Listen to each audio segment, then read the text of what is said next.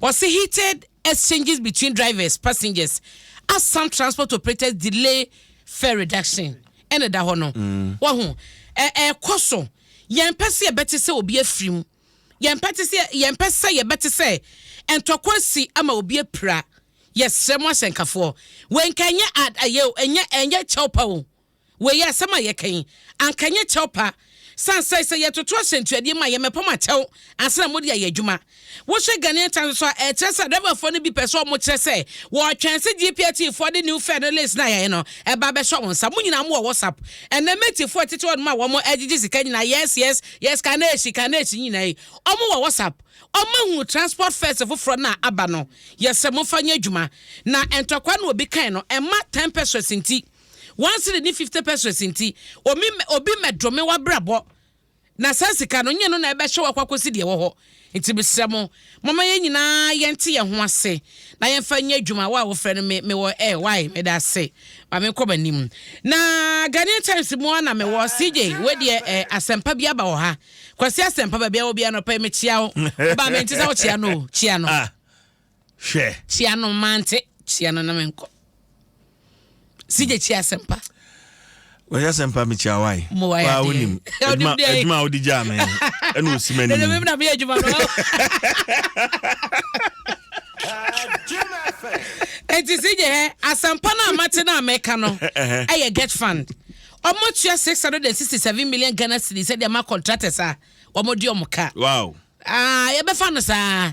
Na de ya contractors esu ni say CJ Ekana ebi omodi omo no se kana the best 4 years 5 years rate at which na ebi afa se value na ekita sa 4 years sa 3 years ago ne enye pe nanso wani bo na ebo ajoje ne saa etisika no oma jeje mu eye part payment eye total claims was comma contractors binom no na omo echesa akoyera Isaac Asiedu day wono fo ne ene da se mu ntu ko katafa etoso edumiensa asem no eda ha na womo ehwese de aka ne nyina no brano no womo be hwe ne tua no so na bibia aye kama eno so ho asem e wo Ghanaian Times da bokrata yanim na omampane be de akire Alhaji Dr. Mahmoud Baumia eno no so ehwese womo de ehwehya hodo bebre na ebegu akwanse de beye na ebebotema mufo ho ban na sanso aboa ama o masetremu no akwankan yie na wahwese entotoye nyina be komu sanse Ghana fo hoto ne so mo betena se yie nso no eno ene aban yi ane sode hunu na wahwese wo hwemu a abosome kakra atwam no enam sa omani sikasam gigya kakra na ewo so wose kakra no ema bebre na no ahoche na beda wo mo so wose aban na eye ne famudie bia obetumi e de sesa enyomanim na no kwase da na nsebe wo de tudwa ebra okoka akandefo a wo mo ekan Liberty Center Assemblies of God Church asafo no ne fa ewo enkrai ha na wo mo edi wo mo frisia aduonum no e na nsebe opanyi edi etudwa nti Alhaji Dr. Mahmoud Baumia ne foni eda asebwe ho ewo Ghanaian Times anim ha na mame fa ko daily graphic ko hye ha se ya yes danger elu mi we nya asempa kwasi asempa danger pa na wo mo echese animanimu ya awase empanyifo sori na wo mo eye adwuma CJ wahu ha yes 37 military hospital no anim honom ECG transformer yase no bida yo ya me be asa transformer we so enkrafo na deda hoyi na omso oma hatom ne ma wo ayi no ho oma hatom ne ma na omo sanso omo yo omo sesade ne bio ayo a daily graphic front page no fato so mame sa picture na deni mo no eye hu wenti sha mame oda chedi o se tuntum yi ne ba da ne che yo oda transformer say ase na omo ye emamienu about time you know ena omo no omo mba we so de oda ye na ti na hye yi no ne ba edada nim honom ena omo da transformer se no na daily graphic say empanyefo sori waka ma omo ntwen ema ne nsiansa ba bia omo hata wo mo niema kra na hye transformer ne ho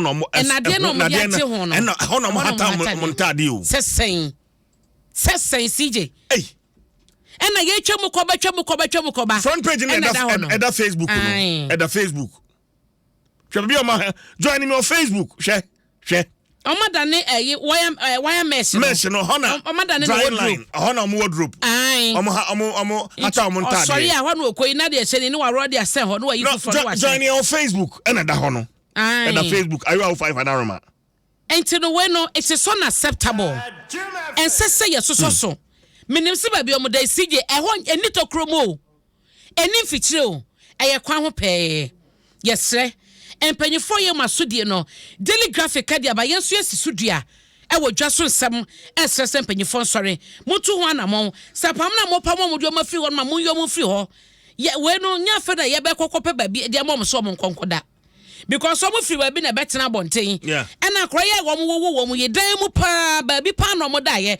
and ekokọ wie enti yesre mamo ntena se e ma na nyansa na ye kase mi huyanka na akachi o ma ye ti mu die se atorentem ni si ya ye nya dwuma atorentem ni ma ya emposu ye sa de na ye emergency e wo se de ni breakfast e koye ho adwuma enti yesre ye ni daily graphic e na ye se mpejefo mutu ho na mo no so ha se we ni e ECG ni assembly ni nyina abna ube gina so ama me e be to ankrata no so CJ won se memenda ye twam ya na NDC amayokuo no e koye o mo 10th Congress annual Congress Delegates Congress na ye to nsafra amayokuo ahodo no bebre MPP by CPP by PNC GCPP by PNC by UFP munyina by munyina wo by e de wo solidarity message sembayanya wote and there was solidarity abna na de onso anyame bibini aya de ya wote wo de by but it's asem na kwa bibia wo ho mensa kan otwetwe for penia oda People's National Convention amayokuo no mensaka no Madam Janet Nabla ewa homa no so si abono debi Auntie Janet bato temenka mpacho metinka o bato bibi aboko de awo yes ye de nyame ase bato sisi ame no ka se wo hen me wo fie okay NDC National Congress here course so weekend over the weekend PNC munya invitation invitation ebesi hwan so ebesi me so ebesi wo as general secretary no wo so ebesi me and the acting leader and chairman parliament and council okay almost address okay mami cheo ena mutie ko nyina yeti o na fe yentwetwe nkomo because minim say NDC almost celebrate 10th delegate congress meaning almost 30 year chair ena almost political party administration a ese omu say so we address letter ma general secretary it doesn't mean say ye me letter a party letter so we address letter ma chairman na enye chairman letter a party letter so we address ma women's organizer and youth organizer we be ka say we address me that's all into you debi eba youth organizer no ese party international e dey na omo pe no ma share who are those to represent that is what a party does so we celebrate 10th anniversary we nim we ya that dey it is surprising that you'll be celebrating 10th delegate congress we need anything about administration about politics as well now we prepare we be an editing then it's mind boggling addressing letter no my national chairman who are the letter man national chairman doesn't mean that the national chairman will come. We had a meeting. No, Monsaka letter no. Also, you had a meeting, right? We had a meeting. And so, political party. Okay. Delegation on Beko. Why na muyi omo? Okay, so acting youth organizer now, me deputy this in general secretary now, me this in what is it called? The communication secretary now, but communication secretary no to me uncle because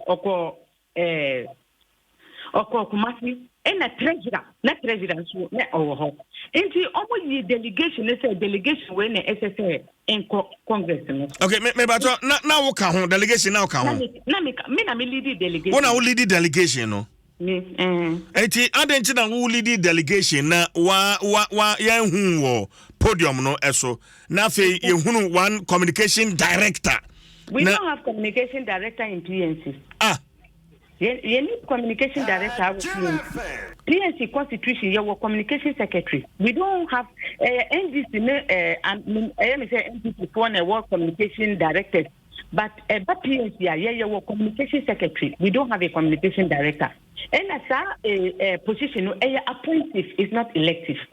So the Oba Honomono or the imposter. Okay, meba, Auntie Janet, but meba. Adenti na yen say as leader of if one see me because a demonstrations are obimu babe bomb our demonstrations so and you dada aka say solidarity meeting nti mame this thing one kasa wutie di ko gina podium ho ka na wo be wu say nya PNC for nipa kuno adenti da PNC be for ka say 2024 John Mahama beba as president. No, meba Auntie Jane Pato Abutre. NDC for Bremo invitation as a political party. Say Mumbra wa mo congress ase letter no ma acknowledge my meeting ma power delegation a wo mo beko dwumadie no ase. Meba wo as general secretary wo na wo lead the delegation no. Now you are telling us NDC for some person be hu how is that possible?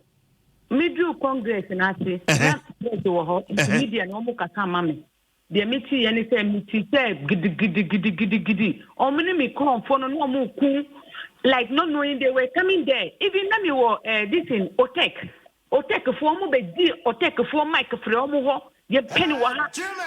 like they were doing gidi and I heard that the riot no leader no na or zongo caucus organizer onu na lead that riot no omo kan no onu na lead omo baye until they were gidi trying to drag us around na nya go the NC America say we enye omo NDC for na ye enye sa guy no NDC omo yes ano na me frɛ this Segefia me see muna mo invite ye ba ha omo be clear o say onti but me who say oba be tom na me di me start signaling no or be tom one cash like he just passed by na the omaye letter no na me di Emmanuel Adodefe or something almost only general secretary of the Congress.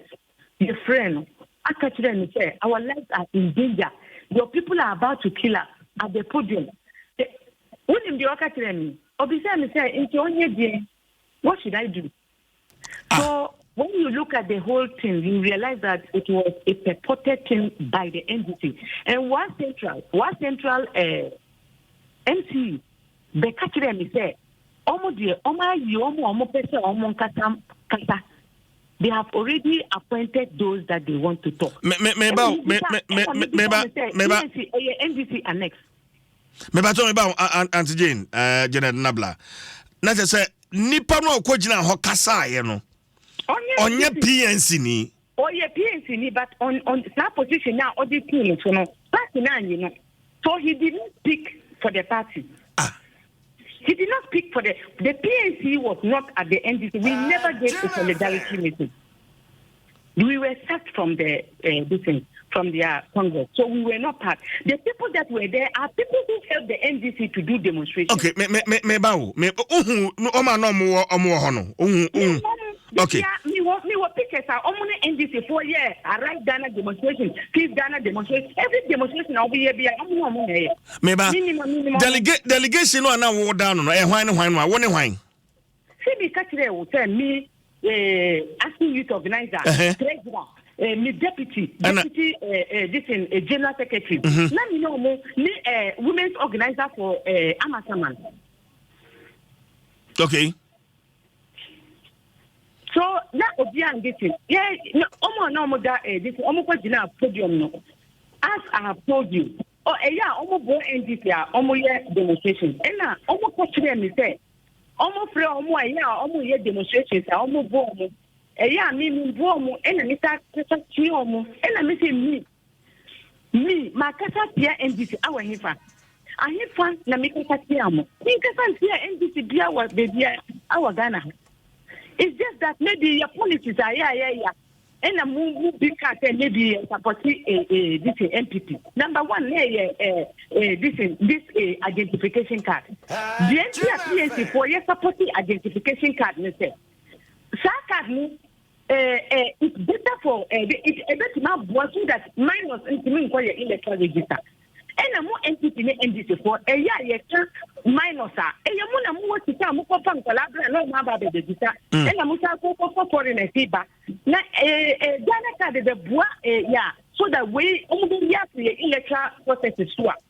I didn't think a PNC for yen dindi. Okay, so the and yes I board you. Who feels that Jane, but your support for Ghana card and I'm as NDC for one more time. Support for Ghana card and your support for e-levy. And when you and the e-levy, no, the NC support to e-levy. Get me about inflation. So we pass now, we will say Nipa Baku almost 50 cash. They are banning the business here. Say e-levy, the boat transportation system, every boy in now. Why would this PNC support it? If it is to give employment to the youth, why wouldn't PNC support it? The ideology says self-reliance. Self-reliance. We don't like IMF. Yes, the PNC for we don't like IMF. Beating with institutions, so Ebani say we are fighting for our party. We are not fighting for NDC because we party and a party. Better if you can say maybe more time the beer because opposition, yes, we entire. That's not how it should be. PNC is not an annex of NDC. So PNC is not an annex of NDC. Auntie Jane, communication director no akojina stage ekenkan mo statement no. He's a member of the PNC. Or a member of the PNC, but also or a member of every NDC demonstration.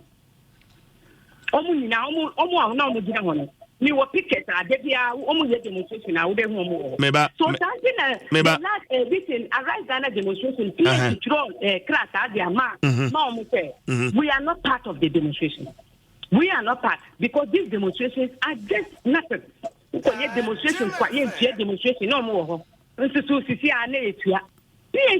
by the e-levy so that it can be it will be comfortable for everybody to pay. Okay,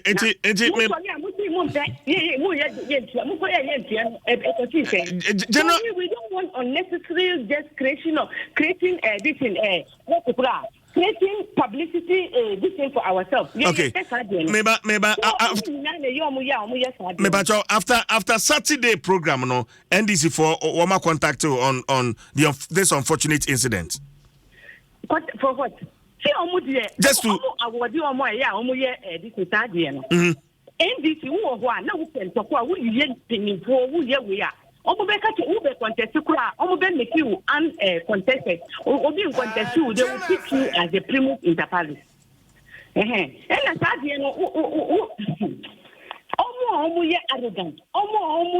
Exhibited those type of attitudes. Obi contacting me with the edition. Nipa Bafupen, maybe something like that. But I feel on me. So only this Catherine is we were social media sorry. So Janet, to hospital no not then how bad was the impact? People don't understand the magnitude of what happened. It is not only assault, it was battery. They were pushing me around. And in fact, the actual youth organizer only did most of the attacks. Because the pushing and everything, it was the national youth organizer who received it. But when we went to the police station, and the police phone cars, who may almost see hospital. You do hospital, now blood pressure 172 over 112. Now temperature 37.5 degrees. And Dr. Nika said, and come on from member and make him develop stroke. What happened? And I'm more explaining to the doctor.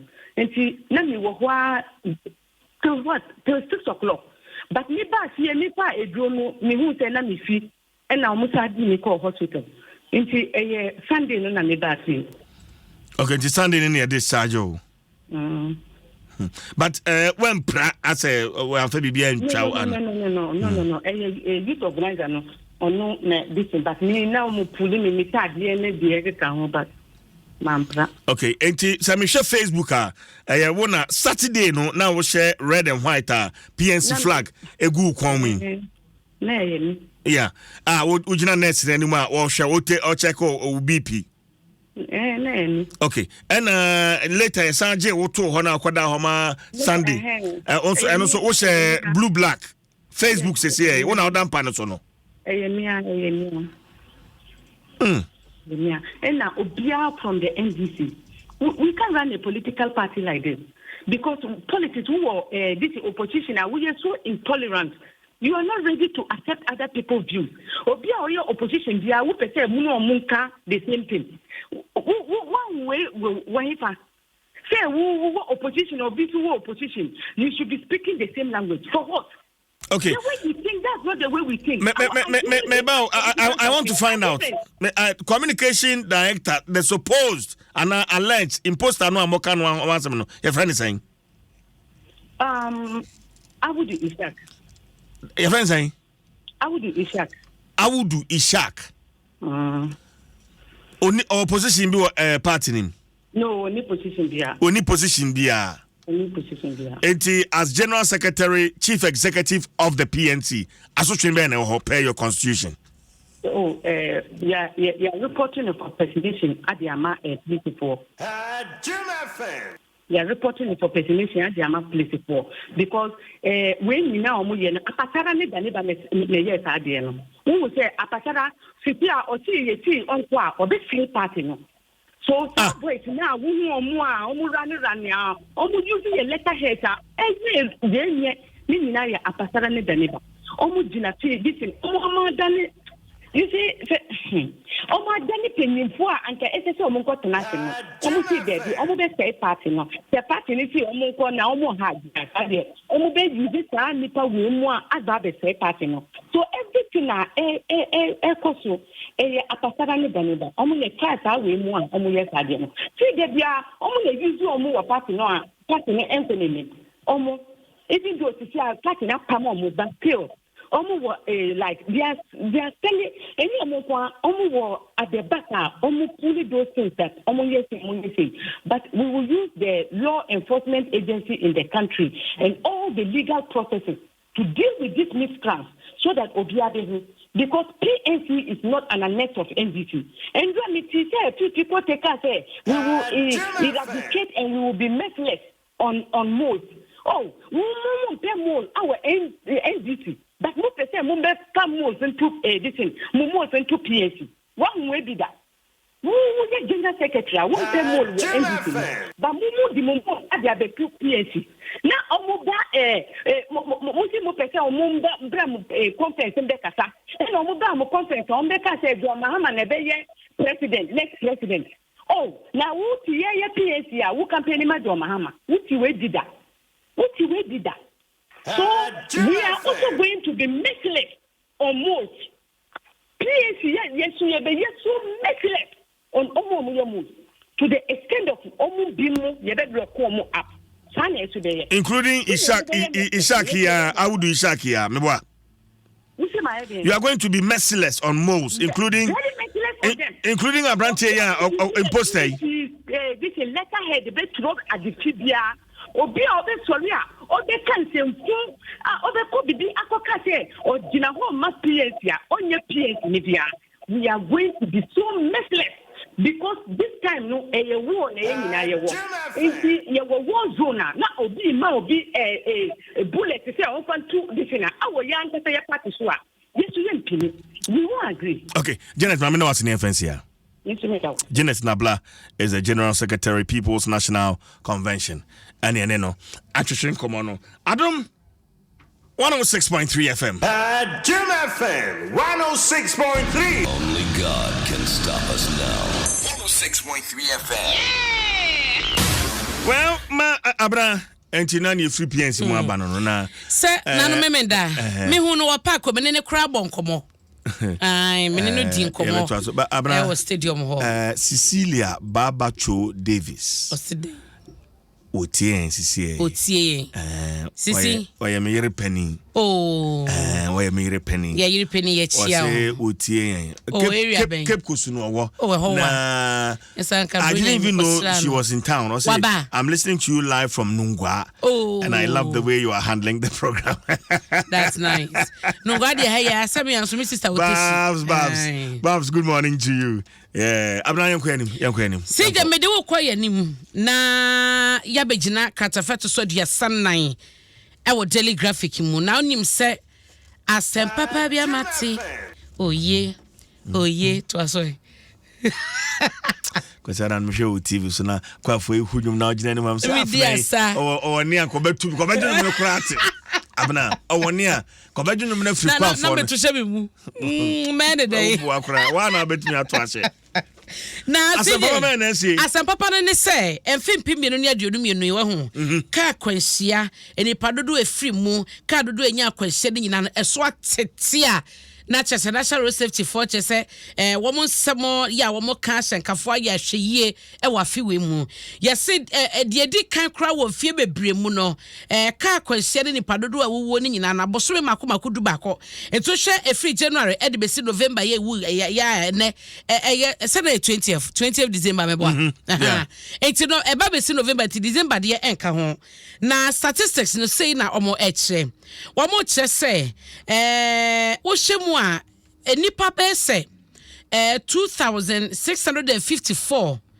a efiri mu ewo ka kwanhye mu ewo 2021 esoate amafi enipa MP no ohane aduoson bako ena omo hye omo nkwa enti no no wo hye the difference na 18.2% reduction eso etiye ewo mu se akra ena ya hye na so keka ne nyina bomu a eso tia se ye kwaso aye ne se be emri beba mpo a afemu ni nyina no yenya obi a wo hye ne kwa ewo ka kwanhyiam eno ho asama da ha sabra kro ne ma January edebesi November no wo mo se ka akwanhyia so no eso tiye by 7.2% oha mu tichemu enso ne atipo mienu eno no echese 2021 no ka kwanhyia keka ne nyina bom no 14,734 ana fimpi mienu ene aduonu mienu no na 13,675 enti ho no enti so ababaye 7.2%. Eno na nchenso no sayehwe akwanhya hodo na esisiye ene kasia na ewowo mu a ekame ese CJ afibia no private cars a enya akwanhya no ewo soro echen commercial de yellow do ni pankrof yanom ya hyenkafo de yekono de na ma private cars enya akwanhya bebebesa wo hwemu a omo chese in 2021 no private cars a enya akwanhya empimdu ahansia ene aduonu nwotwe 10,628 ena enya akwanhya na eno no afiwe de last year no na 10,748 eju compare last year de 10,748 no and the compare this year there 10,628 na eswate kakra but margin no esokra e best 1.1%. And so sha commercial cars na afemu ni nyina January de besi November no commercial vehicles enya kwanhia no na eno 8,791 afino 7,925 into honum no enti so no be 9.9%. Eti CJ de wosie nyina ye besi ho ne se ede na ma private cars enya kwanhia dodo eche commercial cars no car no esua na yensua ne ye na yachi ede asikwan so ana se kwana ye nam so na yenya hweye ana me pentem atese private cars of one kwa eno mu ni adaje ye didi traffic so eno ma ne ba de say ana wo kan wadwen ko say won say ebitumi call driving school best 3 months 6 months that will be owie na no ne age license say de ma nipa no otesi kwan so oni experience no because so say driving school no say na wo experience experience de manya nyame adom experience manya wo se meni wo si kwan so ne obi akita manu asije wuntumi me adu automatic automatic no so me ma level metwi automatic manual na metwi what you say want to be me akaso enti no ne chese se de akoye ye no na me ma meka ba kose bi kire me sua manual yiwie ye na ye ma me license na sije unsa wo ba udru sapema amna kese bi da sapema ano na bukura ra de other lane e wo ho sese ya meka say ye yin free ho best 2019 one masem na meka yo eba 2020 na me santo to manuel so papa na me so amanfa new le na pia mo ho el crampo no manfa mo ho na me dru ho na me nim sam na da ho enti me beto mu se na ka kase di machi enti me to mu so change ba lower gear ye first year na utumi de ko na say I can't bo abengu me so ma ye confused na fi makam na ni mu crofo tie mu ko aworade ma bre kwa no so na nyene ne enti no sije mpacho bo modern bi sa road safety for no ma me say adenti da private cars akwansia no munya no e wo soro e ten commercial vehicles no does it mean say you safe e wo commercial cars mu ten private cars na ya promoto ma ye hunu na bibi wo ho no ma enkoyi a omni DVL for no enka ne ye say bia ukokosua wie na akonya private car nyese wie ye na no ne ama license safa kodi na kwaso kokosua ekotwika no eno ne ya na de o ha bebre na eba me pente bo so amontuyefo na ye tete no ho asem abna CJ o ma no mo so mo hu new transport first no e wo me page no e da host okay and uko Chief Jerry Forson CJ e wo Facebook Chief Jerry Forson CJ e wo Facebook a new transport first no e wo ho ma o se bi mo so WhatsApp na media ma wo bi WhatsApp na media ma wo tino ma nyawo wo ho wotena kani ma insist say new fed na obetua we no e wo se ma ye ne ye den tietia ye ma ye ne ye den yesa obi de sika bedwa nanka so bia na ye yachiwade enti hunu wo transport fare no first de wotua ene new fare na aba no hyeso ne hunu de wotua ne na efa kwotena kanimu medase wo so ya passage aso wo sika no yenim so wo sika but new fare ye nyina ye nyintu na ye ntua new fare no na enka enti sije no so ho asam e wo ha se ya mabobo so e dia ma me fa nko daily guide na me wia ne sa wo hwemu ha se ya so hu wo mo e kire se Aisha wan mami wo se de ho asam no guso ya ekoso oba katafa tutun sia edaha na obi e kire se okokoto na sase no no nafuo aye afu asase bi no eno okoto ya ode ye galamse na we no eye dansini ba ko no begina mu wadaka mu na ebe cheche sebusa ede che koto no enti omo chese Timothy Tay Ali ono ye kuanu wo be potentin sukumu ewo Amasie constituency ewa Asante Bantemu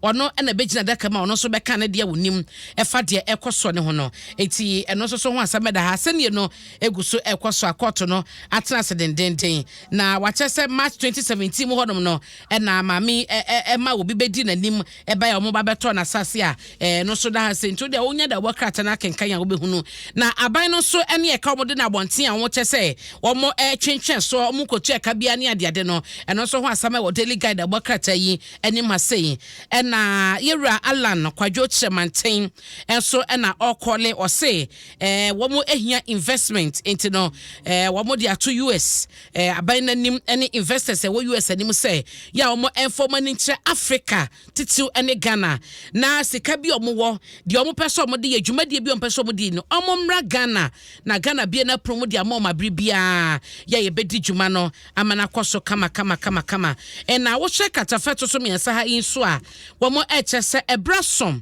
ya asenie ebehase se je obekai se enkwada mienu bi kokokun wo mo adanfo wo mo yonko baako a no e wo firi shedu baako okaso a asem woyi ebeje ne ho me na pa esiye ama ekwowi akire no Ghana ha be ye he nene no mo chese obani boso de to sonson e wo mfimpi mienu ene aduonum yensa ena ye court esen akotena se na adansefo mako ensun yi wo makoto nsa from no mabegina dakam na mo so de omunim no mo de ho nsama betudwa wo mo din de empanyifo amfa ntudwa enti we eye de eba enti no justice Lydia Osemafo ono ene lawyer ne a wogemu de ama Samuel oginem na eye Samuel atua ena matikpebu wo mo so agemu se kwadubofo de ena nana adoma osei wono so eye senior state attorney omunyina ekogemu na eye asenie no